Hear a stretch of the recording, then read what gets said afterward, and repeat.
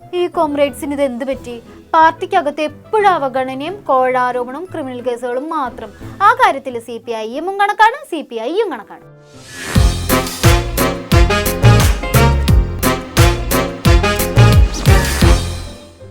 പല കോമ്രേഡ്സിന്റെ ഇടയിലും പല പല പ്രശ്നങ്ങളുണ്ട്.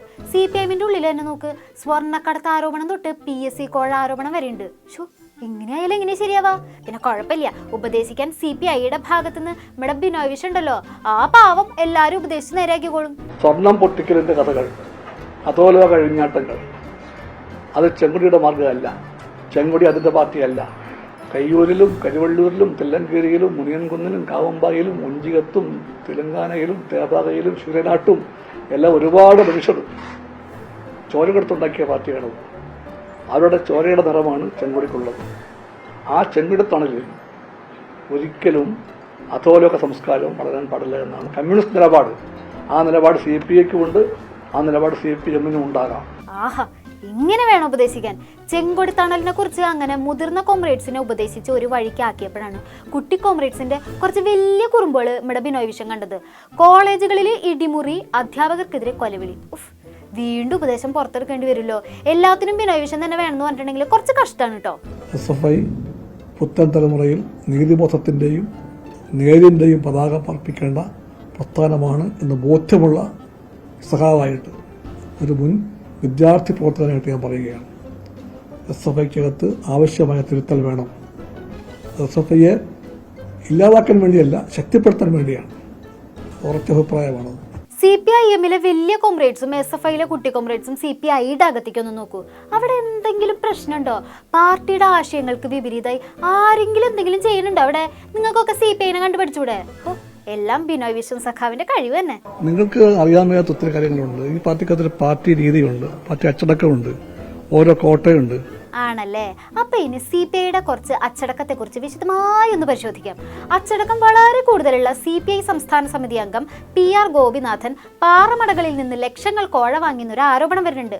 പുറത്തുനിന്ന് ആരുമല്ല ആരോപണം ഉന്നയിച്ചത്. CPI ലോക്കൽ കമ്മിറ്റി അംഗമാണ് സംസ്ഥാന സെക്രട്ടറിക്ക് പരാതി നൽകിയത്.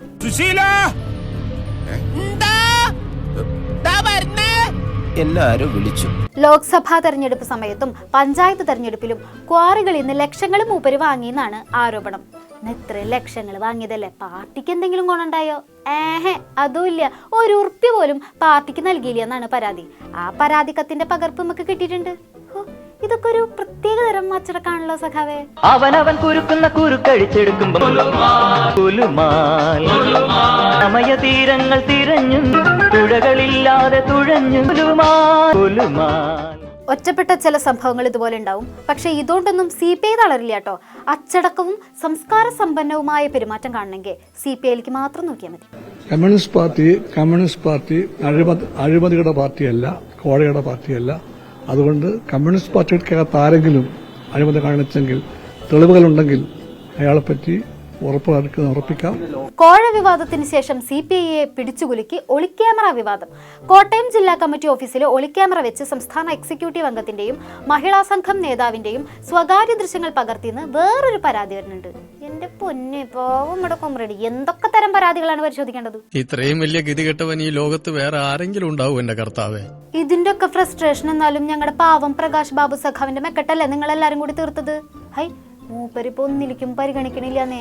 അവസാനമായിട്ട് പ്രതീക്ഷ ഉണ്ടായിരുന്നത് ദേശീയ സെക്രട്ടേറിയറ്റിലെങ്കിലും പരിഗണിക്കുന്നായിരുന്നു. എന്നിട്ട് എന്തായി? അവിടെ പരിഗണിച്ചത് ആനി രാജാണ്. കഴിഞ്ഞ പാർട്ടി കോൺഗ്രസ് വിജയവാഡയിൽ സമാപിക്കുമ്പോൾ തന്നെ ആനി രാജയെ സെക്രട്ടേറിയറ്റിലേക്ക് ക്ഷണിക്കാൻ ആലോചിച്ചിരുന്നു. ആ നിർദ്ദേശവും വന്നു. ഇപ്പോൾ ഒഴി വന്നപ്പോൾ ആനി രാജയെ എടുത്തു. അത് നല്ല കാര്യമാണ്. ഞാൻ അതിനെ പൂർണ്ണമായിട്ടും അനുകൂലിക്കുകയും ചെയ്യുന്നു. സന്തോഷമേ ഉള്ളൂ. അതെ, സന്തോഷമേ ഉള്ളൂ. അതാ പറച്ചിൽ കേട്ടാൽ മനസ്സിലാവും. അപ്പൊ രാജ്യസഭാ സ്ഥാനാർത്ഥിത്വത്തിന്റെ കാര്യോ? ചുണ്ടിനും കപ്പിനും ഇടയിലെന്ന പോലെയല്ലേ സ്ഥാനാർത്ഥിത്വം നിങ്ങൾക്ക് നഷ്ടപ്പെട്ടത്? അത് വേറെ, അതൊക്കെ അതും ഇതുമായിട്ടൊന്നും ഇല്ല. അതിലൊന്നും ഒരു പ്രതികരണത്തിനും ഞാൻ ഇല്ല. ഇത് വേറെ, അതും ഇതുമായിട്ടൊന്നും കൂട്ടിക്കൊടുക്കില്ല. അതൊന്നും ഇല്ല, അത് വേറെ. അതിന്റെ ചർച്ചയ്ക്കേ ഞാനില്ല. അതിന്റെ ചർച്ചയ്ക്കൊന്നും ഞാനില്ല. കണ്ടോ, അതൊന്നും ഓർക്കാൻ കൂടി പറ്റണില്ല. ഒക്കെ ഒരു ദുസ്വപ്നമായിട്ടാണ് തോന്നണേ.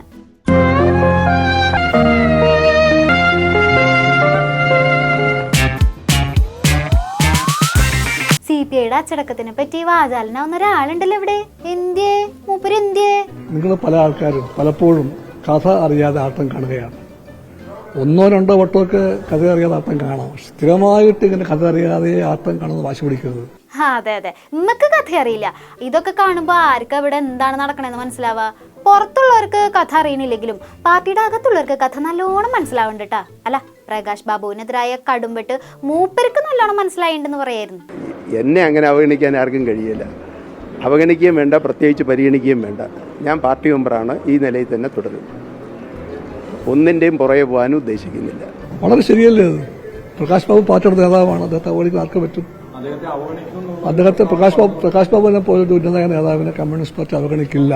ആ പ്രസ്താവന വളരെ ശരിയാണ്. ആണോ? അപ്പോ രാജ്യസഭാ സീറ്റിന്റെ കാര്യത്തിലും പുള്ളിനെ അവഗണിച്ചത് എന്താ കൊമ്രേടെ? ഇതൊക്കെ എത്രയോ വട്ടം പറഞ്ഞു. പിണങ്ങിപ്പോയി. ഞങ്ങളുടെ കൊമ്രേഡ് അങ്ങനെയാ. ഇഷ്ടമില്ലാത്ത കാര്യം ആരെങ്കിലും ചോദിച്ചിട്ടുണ്ടെങ്കിൽ അപ്പൊ പിണങ്ങി പോകും. എന്നാലും CPI പോലെ ഒരു പാർട്ടിക്ക് ഈ ഗതി വന്നല്ലോ. കോഴാരോപണവും ഒളിക്യാമറ വിവാദവും പാർട്ടിക്കകത്ത് തഴയലും. ഇനിയിപ്പോ എന്താ ചെയ്യാ? ആരുമില്ലേ നമ്മുടെ CPI-നൊന്ന് രക്ഷിക്കാൻ? ഇതാരാ യുദ്ധഭൂമിയിലൊരു പുതിയ ഭടൻ? മൂപ്പര് മനസ്സിലായില്ല? പുള്ളിയാണ് പാലോട് മണികണ്ഠൻ. മൂപ്പരിന് സർക്കാരിനല്ലാട്ടോ, CPI-യിൽ നിന്ന് മാറി നിൽക്കാൻ പോവാണ് മണികണ്ഠേട്ടനും ടീമും. പുള്ളിക്ക് ഇനി CPI-നെ രക്ഷിക്കാൻ പറ്റുള്ളൂ. പാർട്ടിയിൽ നിന്ന് മാറി നിന്നുകൊണ്ട് എന്ത് രക്ഷിക്കലെന്നല്ല ആലോചിച്ചത്. അതൊക്കെ ഉണ്ട് മക്കളെ. ഞങ്ങൾ ഈ ജില്ലയിൽ എല്ലാ സ്ഥലത്തും കമ്മ്യൂണിസ്റ്റ് പാർട്ടിയെ സംരക്ഷിക്കുക എന്ന മുദ്രാവാക്യം ഉയർത്തിപ്പിടിച്ചുകൊണ്ട് സേവ് CPI എന്ന് പറയുന്ന രാഷ്ട്രീയ പാർട്ടി ഉണ്ടാക്കും. ഞങ്ങൾ ഉണ്ടാക്കും. നീ ധരിക്കുന്നത് പോലെ ഈ ഇരിക്കുന്നവരും ഇതിന്റെ ഒപ്പം സഞ്ചരിക്കുന്നവരും നാളെ കോൺഗ്രസിലോ BJPയിലോ പോയി ശല്യം ഒഴിവാകുമെന്നാണ് മോനെ ധരിക്കുന്നതെങ്കിൽ ആ പൂതി അങ്ങോട്ട് വാങ്ങി വെച്ചതാ. ഞങ്ങൾ CPI എന്ന് പറയുന്ന പ്രസ്ഥാനത്തിൽ തന്നെ ഉണ്ടാവും. അപ്പോൾ CPI-യെ രക്ഷിക്കാൻ സേവ് CPI എന്ന് പറഞ്ഞ് പാർട്ടി ഉണ്ടാക്കാൻ പോവാണ് മണികണ്ഠേട്ടൻ. എന്ത് ചെയ്തിട്ടായാലും വേണ്ടിയില്ല, എങ്ങനെയെങ്കിലും നിങ്ങളൊക്കെ കൂടി നമ്മുടെ CPI-നെ എങ്ങനെയെങ്കിലും ഒന്ന് രക്ഷിക്കണം. CPIM-നെയും SFI-നെയും ഉപദേശിക്കാൻ നടന്ന ഞങ്ങളുടെ ബിനോയ് വിശ്വം സഖാവിൻ്റെ അഭിമാനം അല്ലെങ്കിൽ ഗവതാളത്തിലാവില്ലേ? CPIM-നും SFI-ലും തിരുത്തൽ വേണം എന്ന് പറഞ്ഞ് നാഴികയ്ക്ക് 40 വട്ടം നിറഞ്ഞിട്ട് പാവം സ്വന്തം പാർട്ടിയിലെ തിരുത്തൽ എവിടെ നിന്ന് തുടങ്ങണം എന്നറിയാണ്ട് കിളി പോയിരിക്കുകയാണ് നമ്മുടെ ബിനോയ് വിശ്വം. എന്നാൽ ശരി, ബാക്കി വിശേഷങ്ങളുമായി ഇനി നാളെ കാണാം. നന്ദി, നമസ്കാരം.